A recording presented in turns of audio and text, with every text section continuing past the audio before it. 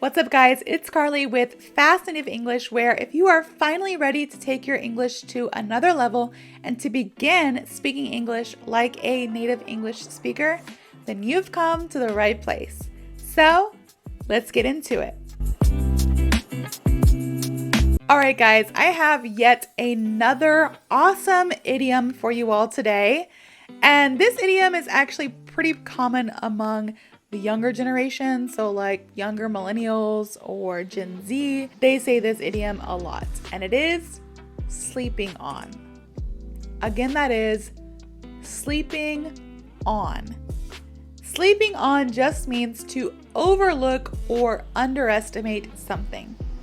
To overlook or underestimate something. I like to give you guys personal examples, so this is my own personal example. My whole life, I have always loved food.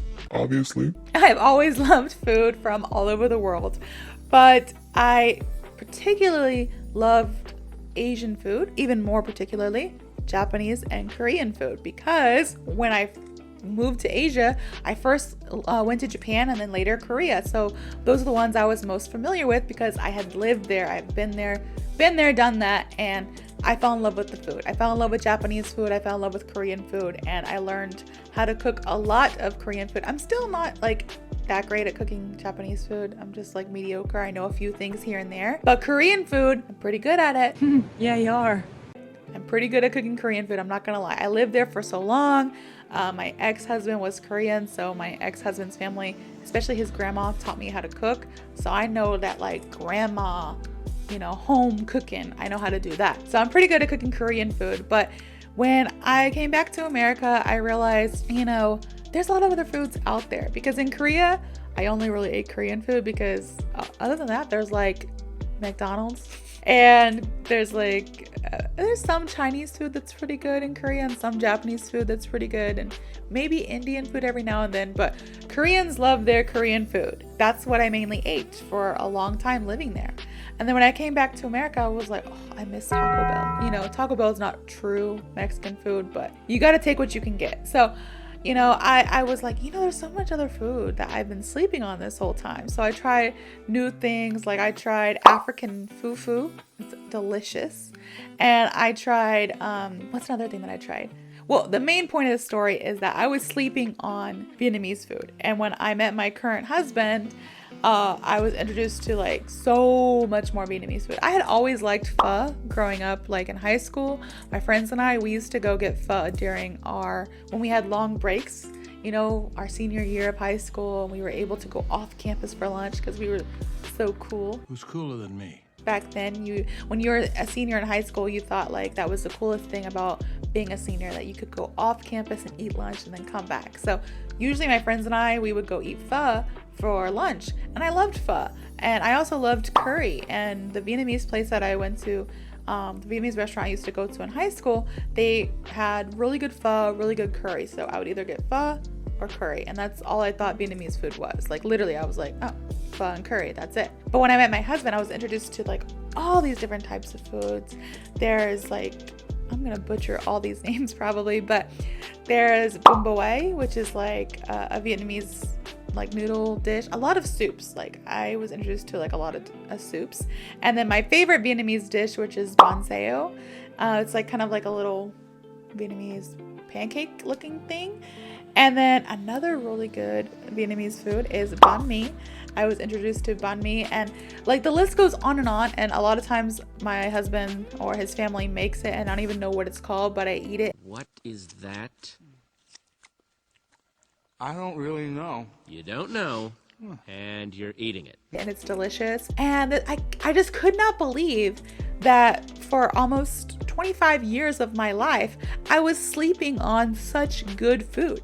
Other cultures' food is amazing. I had African fufu.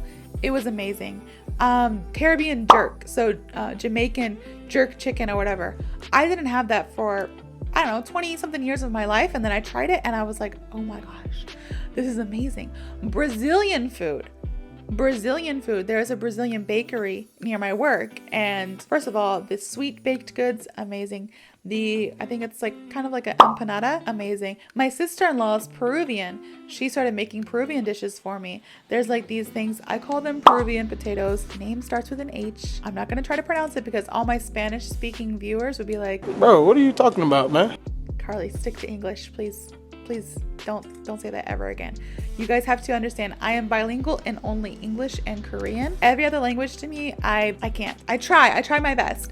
But it's like Peruvian potatoes, and they have like this kind of cheese sauce on them. It's so good. It's my favorite Peruvian dish like ever. And you can have some boiled egg in there. So delicious. And I just realized that my whole life thus far, this happened when I was like 25 or 26, I was sleeping on so many different good foods. Now, granted, America has a lot of different places where you can get these foods. So I was introduced to, Chinese food and Hispanic food when I was younger, but it was the very generic brand. Like my parents would just take me to like a Chinese buffet, which is so whitewashed. That's another thing we say here in America, which means it's kind of like, it was Chinese food, but like it was American style Chinese food. White people made the Chinese food, so it wasn't like authentic. Or I would go eat Mexican food, but again, it wasn't authentic Mexican food. It was just like Taco Bell or something owned by Americans or owned by non-Hispanic people. So I was really sleeping on all this good food up until, 5 or 6 years ago. And now my whole mind has like changed. Oh my God! Wow! And honestly, I would eat anything these days. I would at least try it. I mean, I'm still very picky about seafood. I watch YouTube videos about food in other countries. There's a few on here, a few people on YouTube that I just love to watch their travel documentaries about eating food in other countries. And there's a few places where I'm like, I would love to visit that country, but I for sure am not eating that. And it's like, it's their culture's food, and I'm not dissing their culture, but I just don't feel like eating cow stomach, or sometimes it's like brains of some type of animal. So I watch these things on YouTube, and they go to different countries and they eat these like exotic foods, and I'm like, I want to do that, but would I really eat it? Would I really eat like cow brain or sheep brain or stomach or bugs? I don't know. Roaches? I don't know if I can eat that, but I'm open-minded more so now than I was 6 years ago when I was sleeping on all these good foods. All right, so I hope you guys have a better understanding of the idiom sleeping on. If you like this video, please like, comment, and subscribe, and I hope to see you all in the next video.